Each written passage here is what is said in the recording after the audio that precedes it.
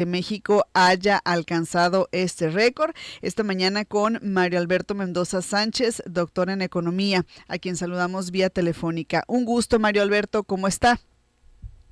Muy buenos días, Miriam. Un gusto Gracias. estar con ustedes y un saludo para todo el auditorio. No, pues el placer es nuestro. Gracias, Mario Alberto, por tomarnos la llamada. Platíquenos, por favor, ¿qué factores explican que México haya alcanzado este récord histórico en remesas en marzo de este año? Estamos contemplando, o se está contemplando, entendemos, los registros de marzo de otros años, ¿no? Sí, bueno, en el envío de remesas, particularmente, pues es como es un dinero, ¿no?, que mandan los paisanos, De Estados Unidos, ¿no? desde Estados Unidos hacia nuestro país, principalmente, no puede ser de cualquier otra región, pero principalmente, bueno, la principal población mexicana, digamos, en el extranjero, pues obviamente está con Estados Unidos, y esto depende, por ejemplo, básicamente de qué tantas personas hay allá, el dinero que ganan, bueno, tanto el número de personas que trabajan en Estados Unidos como los salarios que estas personas perciben, y obviamente pues eso influye sobre lo que está mandando, ¿no? El mismo tipo de cambio, por ejemplo, ahorita es un factor también que he estado jugando de alguna manera a favor, porque como ha estado como controlado el tipo de cambio, entonces tienen que mandar más dólares, ¿no? Para poder, digamos, compensar lo que se ha perdido por tipo de cambio en términos de pesos, ¿no? Entonces, dentro de el número de personas contratadas, los salarios que las personas perciben, la cantidad de migrantes que hay, el tipo de cambio, bueno, son de los factores que explican esta situación, principalmente en el caso de México, ¿no?, de las remesas que envían los mexicanos desde el extranjero y Estados Unidos principalmente. Okay. ¿Qué impacto tienen estas remesas en la economía de las familias en México y también para el consumo interno de nuestro país? Es muy importante, ¿no?, porque es un complemento, ¿no?, de los flujos de ingresos de las familias mexicanas que, pues bueno, no son generados, digamos, de forma interna, ¿no? Pero al ser esto tan importante en nuestro país, al tener mexicanos en el extranjero, pues se convierte en una magnitud, digamos, considerable, que en muchos casos mantiene apoyo, ¿no?, bueno, y a flote, ¿no?, la economía de muchas regiones del país, principalmente las regiones donde hay, digamos, más, digamos, expulsión, digamos, de fuerza de trabajo, no sé, regiones como Zacatecas, Michoacán, algunas del sur del país como Chiapas, Oaxaca, que envían mucha población hacia afuera, pues bueno, influye mucho en esas regiones, ¿no? En regiones como la de nosotros, como Sonora también, nosotros, digamos, también tenemos alguna importancia, digamos, a la hora de tener migrantes, ¿no?, en Estados Unidos, pero digamos, hay otras regiones, digamos, que son como las más significativas, ¿no? Okay, Pues, que son estas que acaba de mencionar, supongo.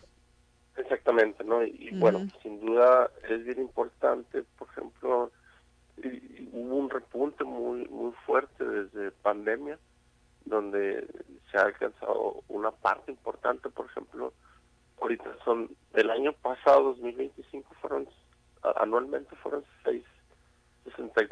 65 mil millones de dólares los que entraron por concepto de divisa. Y ese concepto forma parte, por ejemplo, del 5% del PIB, 6% del PIB de México. Entonces, es una magnitud bastante considerable, ¿no? Ok, desde su punto de vista, Mario Alberto, ¿cómo debería aprovechar México, el gobierno de México, el ingreso de estas divisas, sobre todo cuando hablamos de ingreso histórico, de momentos como este, ¿no? Para impulsar la economía, pues el desarrollo económico de nuestro país, ya no hablemos solamente del consumo. Bueno, ahorita mencionábamos nosotros la parte del consumo, ¿no? Pero muchas de esas, a veces de esos envíos no se convierten en consumo directo, sino que se convierten en inversión para las familias, ¿no? Y son a veces como pequeños negocios familiares, ¿no?, principalmente. Y entonces, cuando cuando el ingreso que perciben estas familias, en lugar de destinarse, digamos, al gasto, se convierte en inversión, pues eso puede detonar, por ejemplo, pues procesos de desarrollo en la economía familiar que pueden ayudar como las condiciones, ¿no? De vida pues en lo que estas familias viven, ¿no? Y bueno, sin duda convertir un ingreso en inversión, pues ayuda en términos generales a la economía, aunque, Claro. pues bueno, desafortunadamente sabemos que, por ejemplo, en México, pues la mayor parte de los ingresos de las familias es convertido, digamos, a consumo, ¿no? Y no tanto a inversión. Entonces, las magnitudes que podríamos pensar que se pueden detonar a partir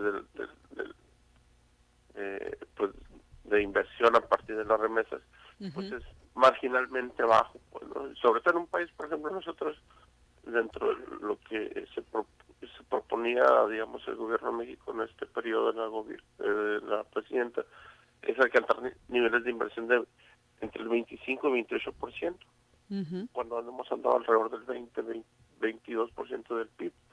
Entonces, sin duda, que pudiera aportar la remesa 1%, 2% sería magnífico para esos objetivos, ¿no?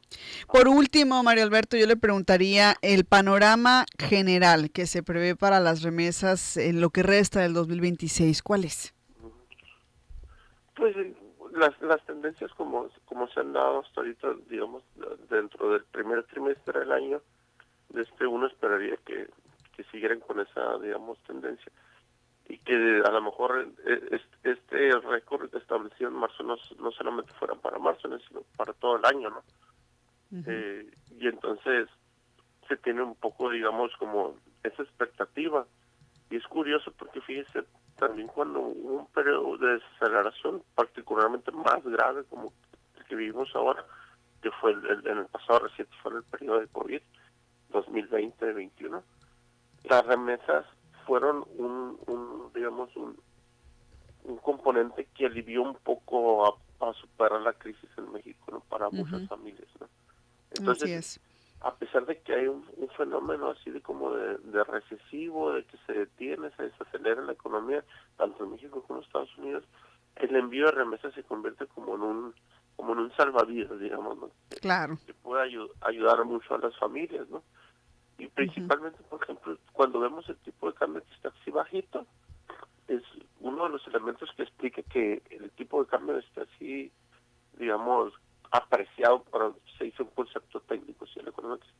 O sea que el peso fuerte, en parte se debe a la entrada de remesas así es. desde Estados Unidos. Entonces, yo esperaría que se rompieran a lo mejor los máximos históricos para 2025, ¿no? Muy bien. Pues muchas gracias a Mario Alberto Mendoza Sánchez, doctor en Economía, por esta intervención esta mañana. Como siempre, un gusto. Gracias, Mario Alberto. Saludos. Un gusto también.